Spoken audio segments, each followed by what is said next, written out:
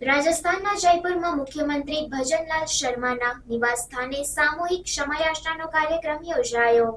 તારીખ 6 ઓક્ટોબર 2024ના રોજ રાજસ્થાનના મુખ્યમંત્રી ભજનલાલ શર્માના સત્તાવાર નિવાસસ્થાને પ્રથમ વખત સામૂહિક ક્ષમાયાચનાના કાર્યક્રમનું આયોજન કરવામાં આવ્યું હતું। આ કાર્યક્રમમાં મુખ્યમંત્રી ભજનલાલ શર્માએ જાતે હાજરી આપી અને લોકોને ક્ષમાયાચના અને આત્મશુદ્ધિ માટે પ્રેરણા આપી। આ કાર્યક્રમનો મુખ્ય ઉદ્દેશ્ય લોકોમાં માનસિક શાંતિ અને આત્મશુદ્ધિ લાવવાનો હતો। મુખ્યમંત્રી ભજનલાલ શર્માએ જણાવ્યું કે ક્ષમાયાચના માત્ર એક ધાર્મિક ક્રિયા નથી, પરંતુ તે આપણા જીવનમાં શાંતિ અને સમૃદ્ધિ લાવવાનો માર્ગ છે। આ કાર્યક્રમ દ્વારા આપણે આપણા જીવનમાં થયેલી ભૂલો માટે ક્ષમા માંગી શકીએ છીએ અને નવા ઉર્જા સાથે આગળ વધી શકીએ છીએ। કાર્યક્રમમાં મુખ્યમંત્રી ભજનલાલ શર્માએ પોતાના જીવનના અનુભવો અને ક્ષમાયાચનાના મહત્વ વિશે વાત કરી।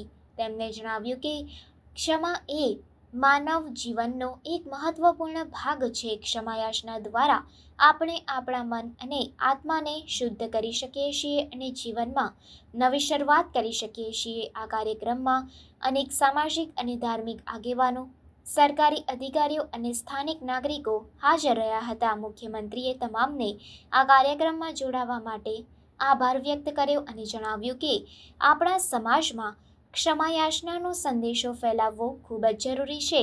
આ કાર્યક્રમ દ્વારા આપણે એકતા અને ભાઈચારાનો સંદેશ ફેલાવી શકીએ છીએ।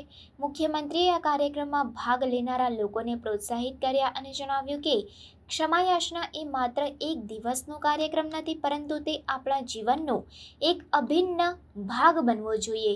આપણે રોજિંદા જીવનમાં ક્ષમાયાચનાનો અમલ કરવો જોઈએ અને આપણા જીવનને વધુ સારું બનાવવું જોઈએ। આ કાર્યક્રમના અંતે મુખ્યમંત્રીએ તમામને ક્ષમાયાચના માટે પ્રેરણા આપી અને જણાવ્યું કે આપણે આપણા જીવનમાં થયેલી ભૂલો માટે ક્ષમા માંગવી જોઈએ અને નવી ઉર્જા સાથે આગળ વધવું જોઈએ। આ કાર્યક્રમ દ્વારા આપણે આપણા જીવનમાં શાંતિ અને સમૃદ્ધિ લાવી શકીએ છીએ।